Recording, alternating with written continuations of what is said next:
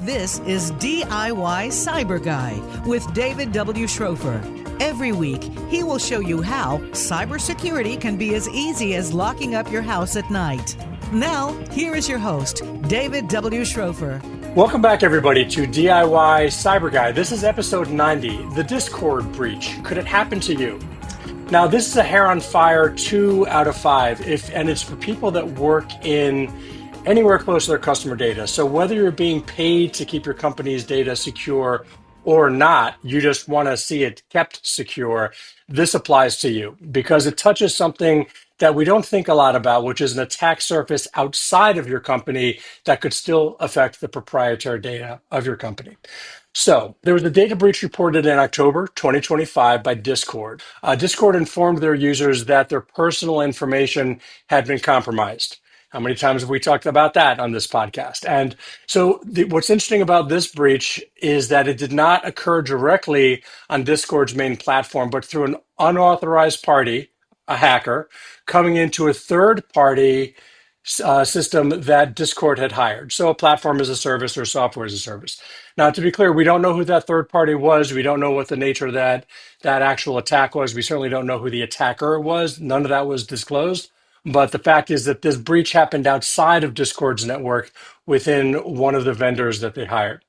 So what did the bad guys get? So they got things that, like usernames, email addresses, IP addresses. They also got billing information, including the last 4 digits of credit card numbers. Okay, now we're getting closer to things that can be used for identity theft. They got messages that were exchanged between the customer and Discord's customer support, which is probably something that they could use for spear phishing if they really wanted to send a very specific email to a single person to try to get to extract information or get that person to click something or do something that they otherwise shouldn't do. That's a great spear phishing material. But the most important thing that they got is what's described as a small number of government IDs. What do I mean by that? Driver's licenses, passports, state IDs, that type of thing. Again, we don't have a lot of detail of what was stolen, but man, that's the holy grail to a threat actor. If they have that, there's no limit to the identity fraud that threat actor can try to impose on both the victim, the direct victim, the user, and also the company. And the company was the target of this attack, not the individuals, apparently, because Discord stated that this was an attempt to extort financial ransom directly from Discord. Now, what Discord did was laudable. They responded by revoking the third-party provider's access. Okay, that's probably a really smart first thing to do. They launched an internal investigation, of course. They're collaborating with law enforcement, and they're focused on remediation by reaching out to each one of the customers and telling them what happened and what they can do about it. Again, which is information that was not made publicly available. Now, most of you are probably thinking that basic security policies should have prevented something like this. For example, in a standard governance policy, there's always a third-party risk management policy or TPRM that governs how you handle companies outside of your network that are given access in any way to your network, because they matter too. If they're attacked and they're breached, that too could breach your data, your customer information, and of course the reputation of your company. So what happened and how did it happen? So here with me to talk about all of this today is Richa Kaul.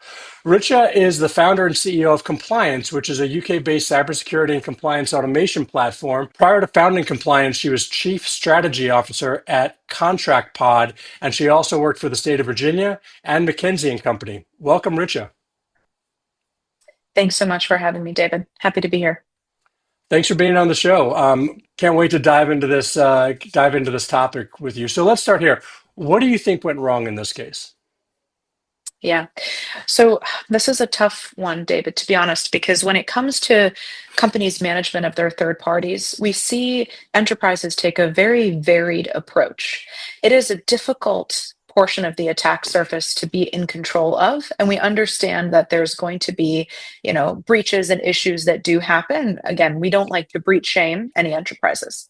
Of That being course. said, I think that it's really, really important to be in control of your third party risk as much as possible.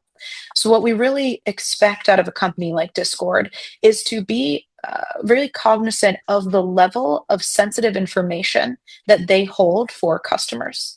Track which vendors actually have access to that third party information. So in this case, it was their, customer service portal or of some sort, and essentially continuously review those third parties to make sure that they can trust that their customers' data is going to be secure with those sub-processors. So that's where I'm going to start. And I want to talk a little bit more about that. The very first Sure. thing I want to say is that, what I see as a best practice is to really scrutinize your third parties based on the level of access that they have to your customers' data. Of course, Okay. it's common for a SaaS company to think as the first tier of their vendors as their sub-processors. So who is actually sub-processing your customer data on your behalf? And of course, list of sub-processors should be found widely available on, the company's website. And all Mhm. of those vendors should be reviewed carefully every year or maybe even more frequently. For example, doing consistent vendor scans and actually scrutinizing them as much as you would scrutinize your own team and your own product, because they are basically having a similar level of access to your customers' data as you are. Does that make sense, David? It does, and I think that's an interesting perspective. If you actually treat them as part of your system or a sub-processor in your own system, what rigor would you put your own sub-processors through in your own data center, right? It probably very high level. You don't want it to break. You don't want it to fall behind in terms of updates and upgrades and patches, of course. And you don't want it, of course, to have any sign that it's being compromised or data is being exfiltrated. So it's an interesting way to think about it. Just pull them into the same rigor that you would put onto your own system and your own sub processors. Is that effectively what you're saying? Exactly. And as difficult as that may sound, we do see that more and more of the most stringent compliance standards out there are expecting that of the companies that are complying. So, for example, with FedRAMP, at the highest level of FedRAMP compliance or CMMC compliance, you're actually required to bring a level of, stringent compliance review to your vendors, almost to the degree that you bring to yourself. And so, we're seeing that come into more, kind of standardized models of GRC and oversight. Okay, let's talk a little bit about FedRAMP because that's obviously for the U.S. federal government to use to due diligence in a structured way on the vendors that Yeah. do business with the government. But that said, any company can still ask for FedRAMP compliance out of any one of their vendors. So you got to understand probably about half of the heads exploded of the listeners that are listening to this podcast right now because it seems like such a big problem. Oh my God, how do I pull in? First of all, how do you categorize all those vendors? Who are they? What is the data set that each one of them has access to? And how do I really Yeah. pull them in to evaluate them like a sub processor of my own system? I'm looking, I like to give my listeners ideas like, hey, just start asking your vendors, at least your new ones, to comply or to represent that they comply with FedRAMP standards and have them individually go through the FedRAMP process. I think that's a great idea. Is there anything like that which is relatively easy or one of the easy things that companies can do to help get their vendors to show them that they are in compliance? Yeah. So I think you're right. The first piece of that on figuring out who do we need to ask. Like, let's be very realistic. GRC teams have to be cost conscious because it's almost impossible to control all of the potential risk to an organization. And if you start to think about your third parties, it starts to get out of hand. So one, how do you prioritize? And for that, I would just say, use the trick of focusing on your sub processors. It's really about who has access to your customers' data when you're Mhm. thinking about this. And that list is usually, it's not necessarily short, but it's at least something you typically have off the shelf because it's required for your privacy policy. It's required for your compliance standards. So start Right. there. For those ones, a lot of my clients would say, it doesn't make sense for us to ask them to be FedRAMP compliant. How do we even know? So, what I would say for those folks is that ask them instead for some of the kind of evidence items that you might yourself show during an audit. and then use AI to actually review those evidence items and make sure that they're meeting your minimum standards. And that's something obviously that we offer and other tools do as well, to be able to use AI to vendor risk score, right? So you can do that continuously and then make specific asks to them and use AI to review the evidence that they provide to you. So almost run mini audits in a scalable, automated way, only flagging to you the gaps from those vendors so that you can identify further and treat those gaps as real potential risks. Add them to your risk register, follow up with them, think about, remediation and treatment plans as you would for an enterprise risk. At the end of the day, that is part of your attack surface. Exactly. And I want to give you a chance to talk a little bit more about compliance in that context. And for my listeners, compliance is not a sponsor of this podcast. We never charge a fee to our interviewees ever on this podcast. But in this case, I'm genuinely interested in the problem, which is third-party vendors getting hacked and therefore exposing their clients to bad press, bad PR, and of course data loss. But also the use of AI to get that macro problem, among others, under control. So that said, Richa, could you talk a little bit more about compliance and how it's using AI for this particular problem? Not the full set of what you can cover for your clients, but for third-party risk assessments, managing those third-party vendors. How are you using AI to accomplish that? Yeah, great question, David, and happy to jump in. And again, this isn't, about our platform. It's more just about how do you solve this problem, and that's really Right. what I'm here to talk about. So our Exactly. platform, compliance spelled with a Y, a little play on words. Compliance with the Y. How do you use compliance to solve the real whys behind the program, like risk reduction and risk visibility? If you think about it this way, you have your list of vendors. Again, it doesn't need to be in the platform, but I'll just use that as an example. You have your list of vendors, and those vendors can be categorized based on their criticality, based on the level of review you want to do. So let's say you have your sub processors category, and that's your highest level of review. Then what you may want to do is set a frequency cadence on that vendor. Again, you can do this even in an Excel sheet if you want to, and say something like, we want to review our sub processors, let's say quarterly, with a short assessment, and then we want to review them annually more thoroughly. Okay. Maybe quarterly, you have an automated assessment that goes out again in the platform or outside of it, which asks some basic things. Have you had a pen test in the last 3 months? Have you gone through an audit in the last 3 months? Have you had any incidents in the last 3 months? Any breaches in the last 3 months? Even if they didn't affect us, can you please share if you have? What did you do about them? Any vulnerabilities? Identify what did you do about them? And what you're looking for is actually, one, are they able to answer these questions, which gives you a Mhm. signal immediately of yes, they have their security posture under control. You're also looking for threats that may not have affected you, but you can sort of start to see and build a picture up of this vendor and how Right. reliable they are, how similar they are to you and the standards that you hold yourself to. Again, no vendor is perfect. You're going to see vulnerabilities, every quarter. You're going to see that. But it's a question then becomes, what was the remediation timing like? Have you closed them out already? And so on and so on. And so what you're trying to do is build up a picture of trust with a vendor. And by checking in on them every quarter in a completely automated way with AI reviewing the responses, you start to have a consistency in the signals you get from them so that you can be a better judge of their trustworthiness. And of course, then you can start to make decisions on if it makes sense to keep that vendor. I realize this Okay. is easier said than done, but it is Right. it is very possible to use automation and AI to scale it and to make this a real, input into your risk landscape. Okay, so some of the people that are listening to this right now are, CEOs of small, medium-sized businesses. They don't have a governance, risk, and compliance department, much less they might not know what that term is or really means. They've got a few different divisions, and yeah, sometimes people download apps and open accounts, and different CRMs are used by different sales teams within your organization. What's the first step that senior executive or that CEO, that founder should do to walk into the direction, short of building a SOC, a security operations center, and hiring a security operations team? If they don't have that, if that's really something off the side of the plate of an IT department or managed service provider, what's the first step that that CEO should take in terms of questioning or in terms of walking down this path of getting those external vendors, like I just described, there might be no central avenue to bring those vendors into the system. They might be the decisions of lots of different division heads across the company. How do you start to bring that under one umbrella? What's the first step? First step is to get in control. And that breaks down into two sub steps, which I'll go into.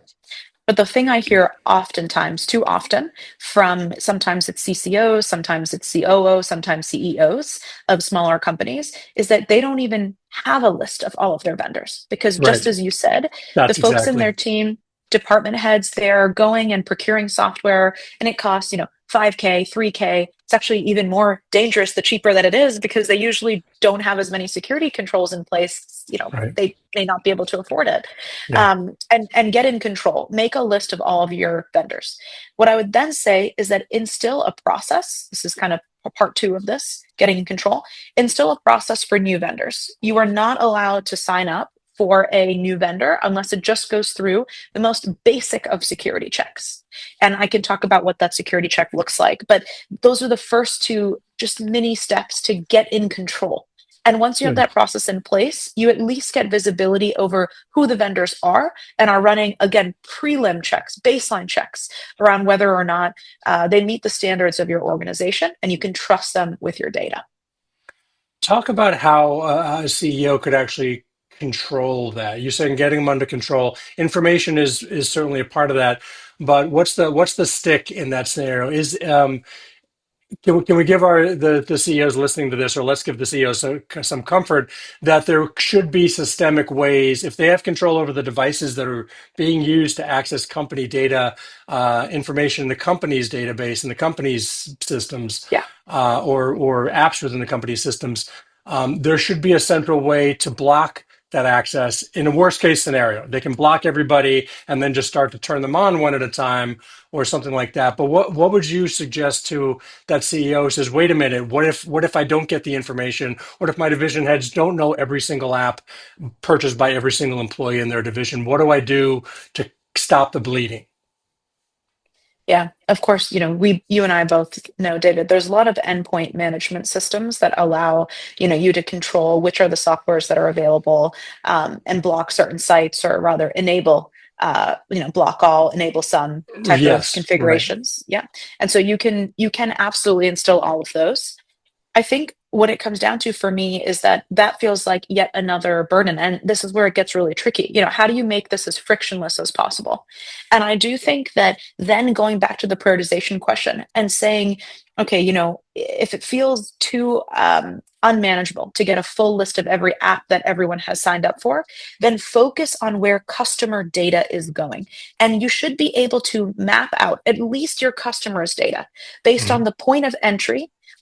Where is it being stored? You can almost track a customer's journey using your service or product and understand where is that customer data going, and at bare minimum assess just those points, because at the end of the day that is where you're going to get the most blowback, the most financial repercussions, the most reputational damage, is if you start to have your customers data get breached because of the third parties that you have trusted with it. Okay.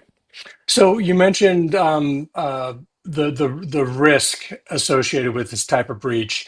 Yes. A definite body blow to the brand image, the trust of your brand name, could be a lot of legal expenses. In a worst case, it's a ransom, literally a ransom payment, as if your data itself is a type of hostage. But let's talk about the reward a little bit, because sometimes Mhm. just we're going to have a certain number of leaders out there listening to this who say, I'm too small. That's not going to happen to me. I don't have enough of this problem. But let's talk about some of the reward of getting your hands around some of these things and getting ahead of it. Absolutely. Yeah. And then I can give some other tools that are, low cost as well, just as an option Sure. for those folks who don't see the ROI as much. But when Right. it comes to the reward, first and foremost, you're talking about prevention of millions of dollars in charges. And then you're talking about the stabilization of your revenue base. Like that alone is literally in the millions of dollars for most of the companies that we're speaking to about this problem. When we try to quantify the risk reduction that is felt from our solution, it is so high that we actually end up excluding it from the ROI calculation because it feels almost overblown. Right, you're talking like Sure. a mid-market company is seeing like 5 million plus in risk reduction coming from everything from the type of like crisis management that they would need to deploy in order to respond to a breach, all the way through to the potential customer churn from, again, a client saying, you know what, actually I don't want to trust you with my data anymore because you don't seem doesn't seem to be in the best of hands. Right. And so between all of those, we're talking millions of dollars. But let's talk also about a few other things. One is time savings. Think that people kind of take for granted that this manual process that you're doing, to whatever extent that you're doing it, even just trying to get a handle around your vendors every quarter, year, whatever, for your financial counselor, let's just say, that kind of stuff. The time savings from getting a handle of your vendors earlier on actually has a positive ripple effect across other functions and other parts of the business, not only just the risk side of the team. And we have actually seen that. Clients are able to get a grasp on their vendors. Now, actually, multiple other functions are happy. You also see the time savings from any type of work that you're doing, whatever it may be, to think about your internal audits, because, of course, you're actually having things more in control. Then you have the cost savings that are more proactive. And then Right. finally, you have the more qualitative piece, which is just peace of mind. And goes, I'm a business Peace owner of myself. mind, sleeping at night. Sleeping at night, like I can go to bed, easier every night knowing that we get proactively pen tested and try to understand any of our vulnerabilities on a proactive basis twice a year. We actually use different pen testers just to see, if someone's going to find something new. And yes, I'm giving, coughing up money to do that, but those are the kinds of things that let me sleep at night and make sure that we can promise our clients that their data is in, secure hands. So spend some time, spend some money now, and reap the benefits of that time savings and cost Indeed. savings forever Indeed. by just Yes. sticking to the policies. Indeed. Richa, it's been great having you on the show. Thank you for diving into some of these topics. I think you've given some more restful nights to my listeners. Where can people find out more about what you do? Absolutely. Please, I would say for anyone listening who's interested in any of these topics, please feel free to follow me or Complyance on LinkedIn. So that's COMPLYANCE or compliance.com. We also have a free third-party risk score available. Anybody can use it. You can put in any of your vendor names and get a live risk score of that vendor. And that's just score.compliance.com as well. So you can find us there and hopefully look forward to connecting with some of you. Wonderful. And if any of you missed any of those URLs, you can also go to DIY Cyber Guy, of course, search episode 90, that's 90, and you will find everything that Richa just said. Thanks again. It's been wonderful chatting with you. Thanks so much, David. That's all the time we have today. Remember, for the show notes from this episode, or to listen to any of our past episodes, or to get a free chapter from my book, Digital Habits, just go to DIYCyberGuy.com. And if you want to buy my book, just go to Amazon.com or BarnesandNoble.com and search the keywords Digital Habits 5 Simple Tips. If you have questions or an idea for the show, just email me at questions@DIYCyberGuy.com. And if this show helps you stay safe online, please click the share button and send it to everyone you think we can help. Thanks for listening.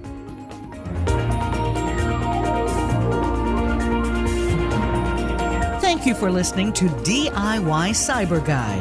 The information, opinions, and recommendations presented in this broadcast are for general information only, and we have not knowingly divulged any information that would conflict with any of our non-disclosure or confidentiality agreements.